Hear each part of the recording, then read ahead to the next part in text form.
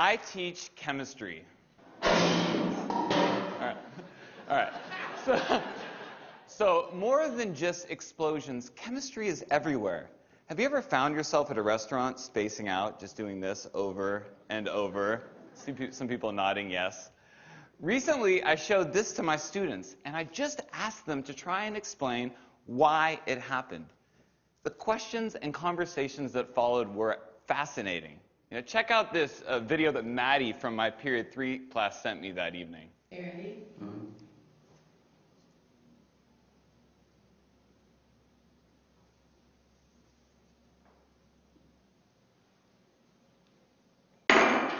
Yeah.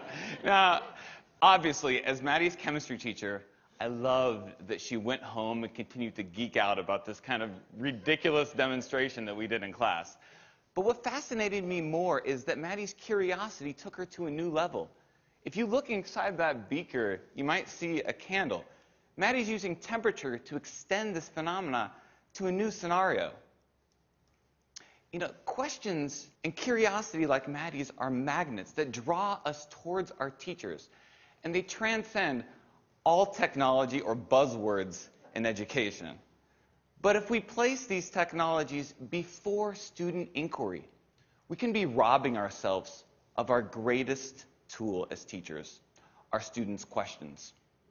For example, flipping a boring lecture from the classroom to the screen of a mobile device might save instructional time, but if it is the focus of our students' experience, it's the same dehumanizing chatter just wrapped up in fancy clothing. But if instead we have the guts to confuse our students, perplex them, and evoke real questions, through those questions, we as teachers have information that we can use to tailor robust and informed methods of blended instruction. So, 21st century lingo, jargon, mumbo-jumbo aside, the truth is, I've been teaching for 13 years now, and it took a life-threatening situation to snap me out of 10 years of pseudo-teaching and help me realize that student questions are the seeds of real learning, not some scripted curriculum that gave them tidbits of random information.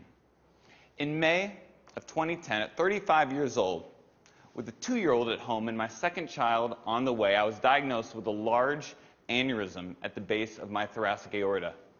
This led to open heart surgery. This is the actual real email from my doctor right there. Now, when I got this, I was, press caps lock, absolutely freaked out, okay? But I found surprising moments of comfort in the confidence that my surgeon embodied. Where did this guy get this confidence, the audacity of it? Right? So when I asked him, he told me 3 things. He said, first, his curiosity drove him to ask hard questions about the procedure, about what worked and what didn't work. Second, he embraced and didn't fear the messy process of trial and error, the inevitable process of trial and error. And third, through intense reflection, he gathered the information that he needed to design and revise the procedure, and then with a steady hand, he saved my life. Now, I absorbed a lot from these words of wisdom, and before I went back into the classroom that fall, I wrote down 3 rules of my own that I bring to my lesson planning still today. Rule number 1, curiosity comes first. Questions can be windows to great instruction, but not the other way around. Rule number 2, embrace the mess. We're all teachers. We know learning is ugly. And just because the scientific method is allocated to page 5 of section 1.2 of chapter 1 of the one that we all skip, okay? Trial and error can still be an informal part of what we do every single day at Sacred Heart Cathedral in room 206. And rule number 3, practice reflection. What we do is important. It deserves our care, but it also deserves our revision. Can we be the surgeons of our classrooms? As if what we are doing one day will save lives. Our students are worth it. And each case is different. All right, sorry.